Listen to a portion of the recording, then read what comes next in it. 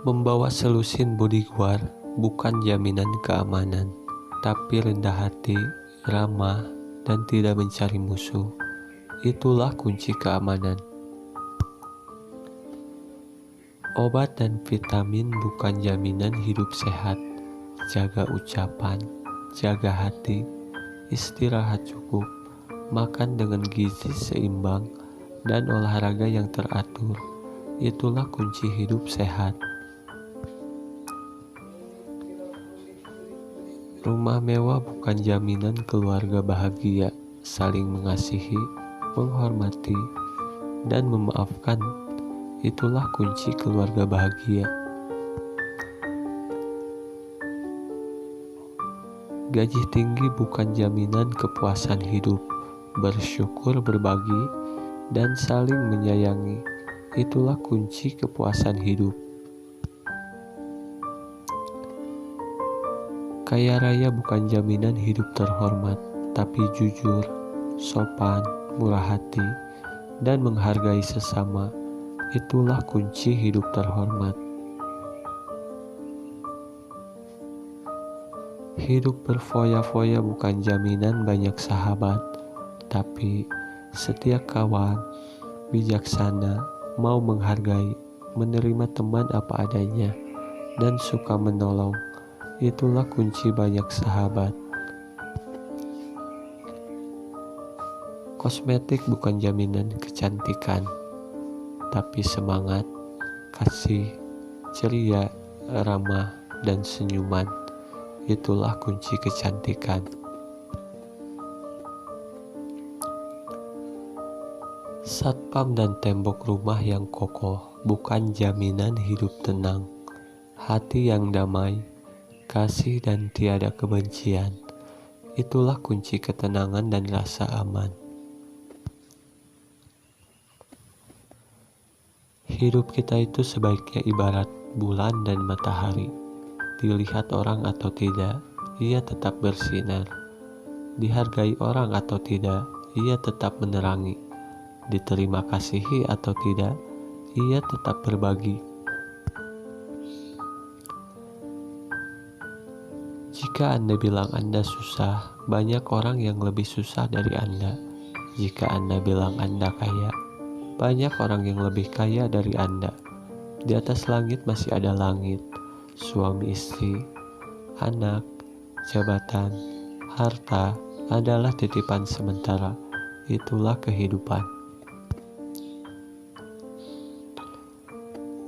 Nikmatilah hidup selama Anda masih memilikinya, dan terus belajar untuk bersyukur dengan keadaanmu, karena Anda tidak akan tahu kapan sang pemilik raga akan datang dan mengatakan pada Anda, ini saatnya pulang, memaksa Anda meninggalkan apapun yang Anda cintai dan Anda banggakan serta sombongkan.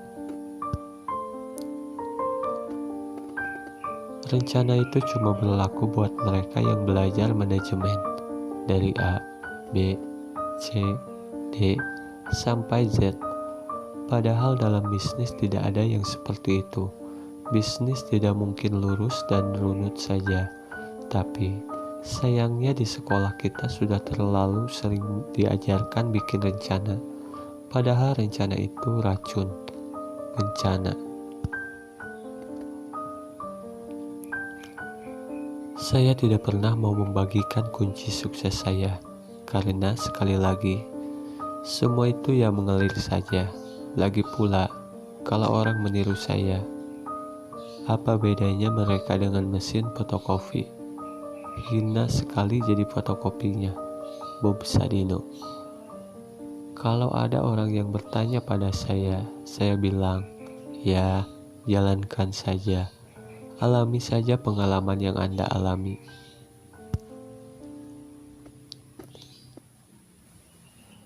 Dengan mengingat Allah, hati menjadi tenang dalam segala aktivitas kita, maka akan bernilai ibadah.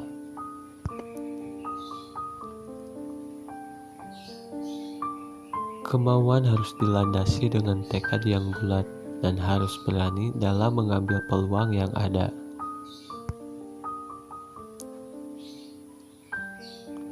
Kegagalan adalah bumbu kehidupan. Kegagalan membuat kita bisa menjadi manusia yang tangguh.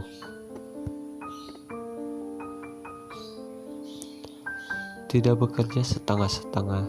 Apabila telah memulai suatu usaha, maka kerjakanlah dengan serius. Jangan sampai berhenti di tengah jalan, karena akan menyia-nyiakan harta, tenaga, waktu yang telah kita kerahkan untuk memulai bisnis.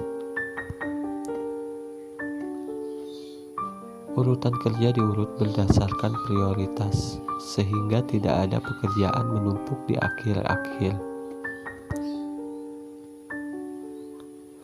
Secepatnya beraksi tanpa perlu sertifikasi. Orang pintar belajar keras untuk mendapatkan ijazah, dan secepat mungkin melamar pekerjaan. Orang bodoh berjuang keras secepatnya mendapatkan uang agar bisa membayar pelamar kerja.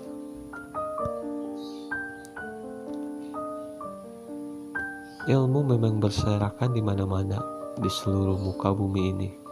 Jauh lebih banyak dibanding yang ada dalam gedung sekolah atau kampus. Bahkan seekor ayam pun bisa memberikan ilmu dan inspirasi yang sangat berharga. Setelah menjadi pengusaha sukses, maka seseorang akan menganggap dirinya sebagai seorang yang mandiri.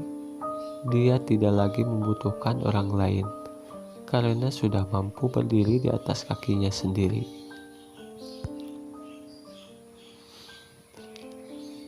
Jadikanlah keluarga sebagai motivator dan supporter pada saat baru memulai menjalankan bisnis, maupun ketika bisnis semakin menguras waktu dan tenaga. Orang pintar merasa gengsi ketika gagal di suatu bidang, sehingga langsung beralih ke bidang lain. Ketika menghadapi hambatan, orang bodoh seringkali tidak punya pilihan, kecuali mengalahkan hambatan tersebut.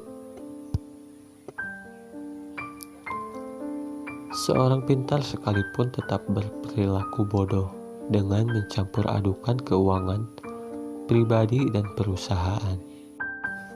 Banyak orang bodoh yang banyak mengandalkan semangat dan kerja keras plus sedikit kerja cerdas menjadikannya sukses dalam berbisnis.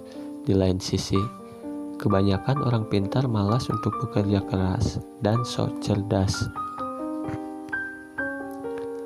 Orang pintar sering sok tahu dengan mengerjakan dan memutuskan banyak hal dalam waktu sekaligus, sehingga prioritas terabaikan.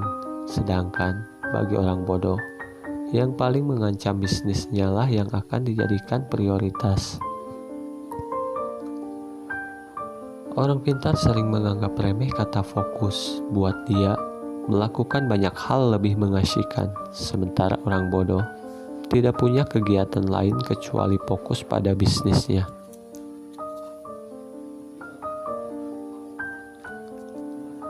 Orang pintar menganggap sudah mengetahui banyak hal, tetapi seringkali melupakan penjualan. Orang bodoh berpikir simpel, yang penting produknya terjual.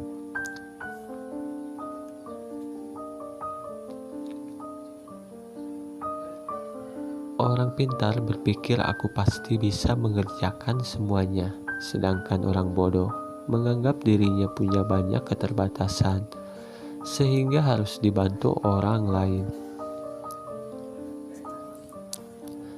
Orang pintar yang hebat dalam analisis sangat mungkin berpikir negatif tentang sebuah bisnis, karena informasi yang berhasil dikumpulkannya sangat banyak. Sedangkan orang bodoh tidak sempat berpikir negatif karena harus segera berbisnis. Orang pintar beranggapan untuk berbisnis perlu tingkat pendidikan tertentu. Orang bodoh berpikir dia pun bisa berbisnis. Orang pintar berlogika sehingga bermimpi sesuatu yang secara logika bisa dicapai. Orang bodoh tidak peduli dengan logika, yang penting dia bermimpi sesuatu sangat besar, bahkan sesuatu yang tidak mungkin dicapai menurut orang lain. Orang pintar maunya cepat berhasil, padahal semua orang tahu itu impossible. Orang goblok cuma punya satu harapan, yaitu hari ini bisa makan. Orang pintar mikir ribuan mil, jadi terasa berat. Saya nggak cuma melangkah saja, ngapain mikir, kan cuma selangkah.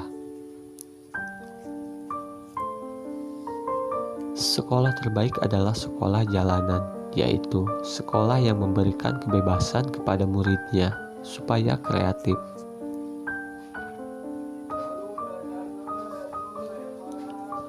Orang pintar kebanyakan ide dan akhirnya tidak ada satupun yang jadi kenyataan.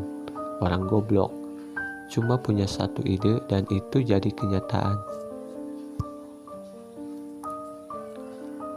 Banyak orang bilang saya orang gila, hingga akhirnya mereka dapat melihat kesuksesan saya karena hasil kegilaan saya.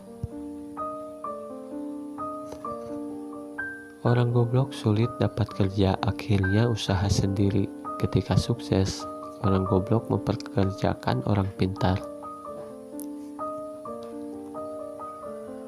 Melangkah tanpa perlu tujuan, memiskinkan diri, tapi gagal miskin. Aku kerja nikmat, orang lain bilang kerja keras. Banyak orang tanya, bisnis apa yang bagus? Jawabnya, bisnis yang bagus adalah yang dibuka, bukan yang ditanyakan terus. Orang pintar belajar keras untuk melamar pekerjaan.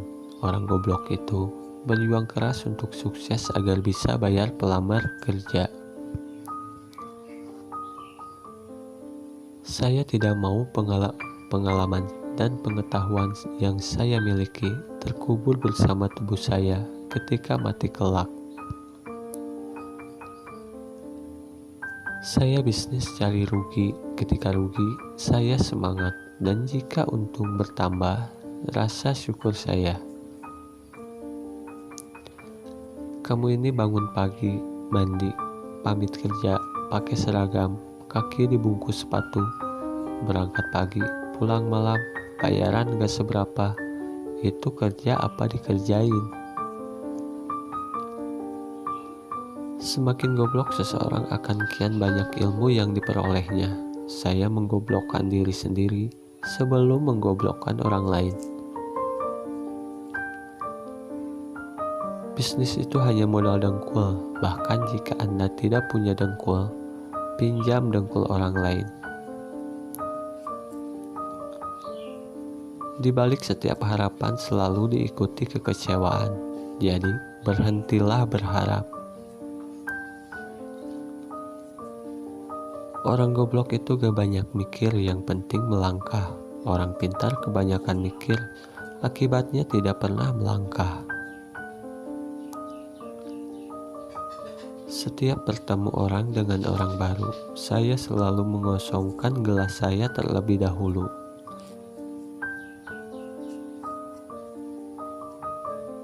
Yang beneran punya gak akan banyak bicara seperti mereka yang berlagak sok punya.